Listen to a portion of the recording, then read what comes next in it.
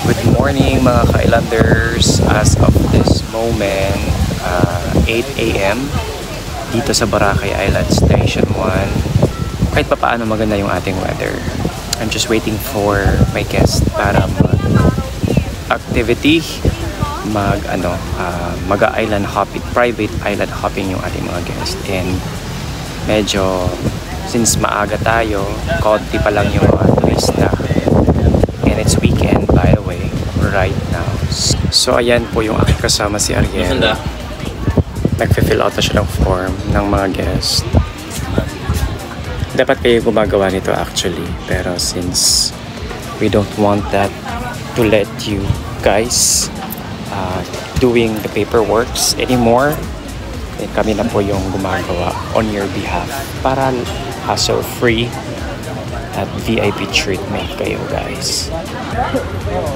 Dito kami ngayon sa aming waiting area dito sa may station 1 kasi hintay namin yung aming mga guests dahil tapos na namin gawin yung mga dapat gawin. QR code muna tayo guys because hindi makakapag-activity ang guest ko palang QR code if there's like a complaint or something or there's like a bugos or mga scammers, madali nyo silang ma-identify. If you have like complaints, madali nyo ma-identify yung tour guides ninyo or coordinator ninyo kasi nakalagay na yon sa database ng local tourism dito sa Boracay Island. Hi guys! Meron po nakakilala sa atin ni April. Shoutout mo yung pamilya mo. Tapos na ako magpa-QR code. Ayan, ito na po yung QR code. So pag-meet namin ng mga guests later, kasi yung call time namin is 8:30. So medyo maaga-aga pa naman. So pag-meet namin ng mga guests later, pupunta na kami dyan sa may MTO or tourism para mag-stamp yung aming mga guests. Ako na naningi lang 5-6. Magkano sir yung aking utang sir? So mamaya arong 02. Iba pala yung gusto. Hi! Miss Franceline. Dito po tayo ma'am. Here tayo. I-briefing ko lang kayo. By the way, I'm Jamil. Ay, may mga tubig na kayo. May nakapag-breakfast naman ang lahat. Okay, perfect. Yung ating island hopping will take maximum of 4 hours.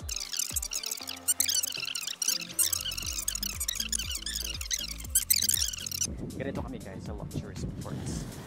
On time kami lagi kapag sinabing 8:30 yung call time. Kasi I am very strict talaga when it comes sa call time or sa time ng mga guest ko. Ayoko yung nalilate yung mga guest ko kasi time is very important for me. Baka sabihin nyo na, grabe ka naman Jamil, napakipit ko naman sa time. Yes! Kasi syempre, sa isang araw, hindi lang naman per isang grupo yung ina-assist ko. Marami akong grupo na ina-assist. And I'm very hands-on when it comes sa aking mga guests. So ayan na po yung ating boat guys. Yeah, may net po yung ating boat.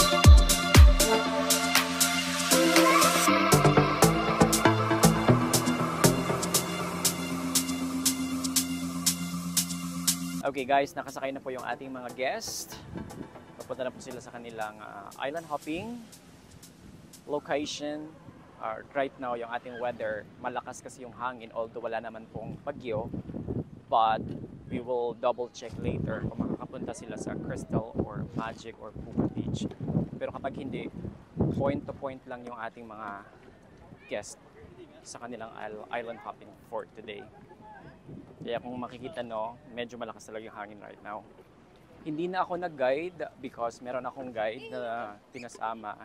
And then, I'm going to the lunch area now. Papunta na ako doon.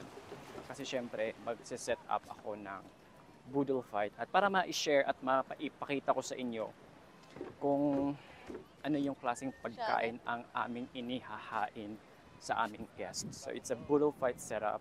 Kompletos Ricardo. So, mag-book na kayo ng private island hopping ninyo mga ka-islanders kapag pupunta kayo ng Boracay Island. Andito na ako sa aming launch area sa Tambisaan Beach, dito sa beachfront. Ayan. Kung makikita natin, super duper lakas ng hangin. It's because of the east monsoon na na dumadaloy dito sa Philippine Area of Responsibility, particular dito sa Boracay Island. Kaya apektadong yung Boracay. This is the back beach, by the way. Kung makikita nyo earlier sa video, yung front beach sa Station 1, doon yung kalmado. So dito pa yung napakalakas yung hangin. And puntahan natin yung ating mga kasamahan dito sa kubo na nagka-create ng Bulo Fight setup.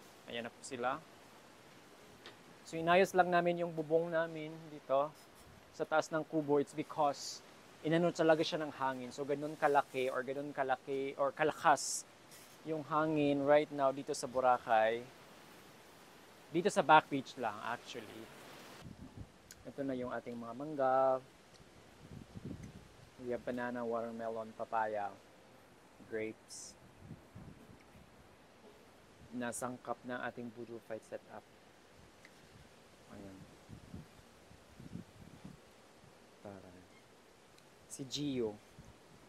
Ay, ang kanyang pig is si Gio and Ong.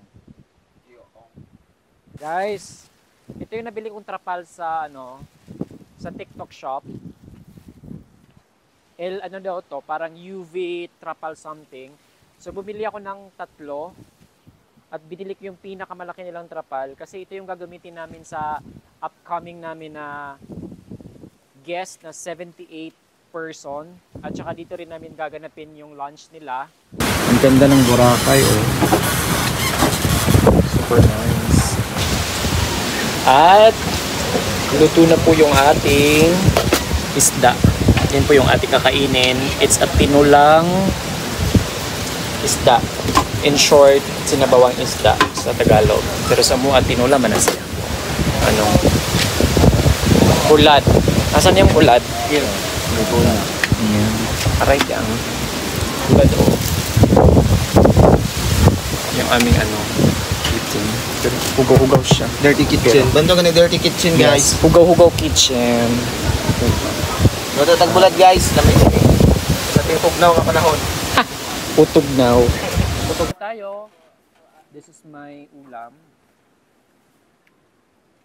Tinulang isda at saka labulad. As usual. Let's eat first. Tapos buda bulad. And then sausaw sa toyo. Magka-create po ako ng Bulo Fight, guys. So magmamask muna tayo. Nakapag-gloves na ako. Kasi alam naman natin yung mga bashers out there. Konting galaw lang, napakaliit lang. Ano na tayo, di ba? Ibabash na tayo. Let's start with crabs. Crabs, tapos scallops. Guys, tingnan niyo yung crabs namin. Ang lalaki. Look, oh. Super lalaki yung mga crabs. Ayan. So, next is shrimps.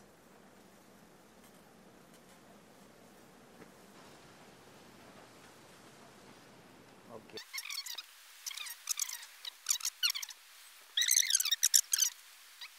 Mga ka-islanders, sa halagang 1,500 pesos.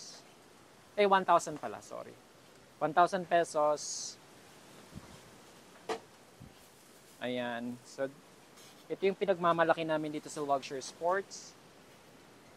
Actually, iba-iba yung presyo ng Boodle Fight namin, guys. Kasi let's say, for example, kung Boodle Fight stand alone lang po, ibig sabihin walang kasamang island hopping or yacht cruise. Pag ito lang ang avail nyo, Boodle Fight, ang rate natin is 2,500. Minimum po tayo ng 10 person. Bakit po kami minimum ng 10 person? Kasi syempre, lugi naman po kami kung magbo-Boodle Fight kayo tapos 4 lang kayo or 5 lang kayo. Lugi kami kasi unang-una, ika-create pa namin yung Boodle Fight for like 2 hours. Tapos may mga tao pa akong babayaran na mag-create ng Boodle Fight, yung magluluto, yung labor, di ba? Yung pamamalengke. So, malaki din yung costing namin for Boodle Fight po. So baka isipin nyo na ang mahal naman ng Budo Fight mo, Jamil. No, hindi po siya mahal. If namamahalan po kayo siguro hindi kayo yung target market ng luxury sports if namamahalan kayo. Alrighty, yan na po yung ating finished product ng ating Boodle Fight setup. Siksik, liglig, umaapaw sa sarap na Boodle Fight kompletos ricados mga ka-islanders. Ang Boodle Fight namin ay hindi tinipid, kaya kung sa amin kayo magbubok ay talaga namang tsak na busog-lusog ang inyong mga tiyan. 8 packs pala ang kakain ng aming inihandang Boodle Fight setup for today's private island hopping. After 4 hours of island hopping tour, andyan na po yung ating mga guests na talaga namang sobrang nagustuhan nila yung Boodle Fight setup na ating sinet up sa kanila for their lunch. Nakakataba ng puso na masabihan ka ng mga guests mo na thank you Jamil, ang ganda ng Boodle Fight setup na inihanda mo. Ang dami nito, hindi namin mauubos. So yun palang mga salitang yun mga ka-islanders, talagang super happy, satisfied sila sa binook nilang private island hopping na nag-enjoy sila. So that's a fulfillment for us as a tour operator dito sa Boracay Island. So thank you sa inyong lahat na mga nagtitiwala sa amin dito sa Luxury Sports. Kung wala ang inyong suporta at tulong sa amin, then wala din po kami. Kaya Alrighty, so dito ko na po tatapusin yung ating video mga ka-islanders. Still super lamig pa rin ng super lamig at super lakas ng alon dito sa may Tambisaan Beach. So guys, kung gusto niyo ma-experience yung nai-experience ng aming mga VIP guests, ayan no, sila lang sa kubo, walang kasama. Kung gusto niyo ng something intimate, something private,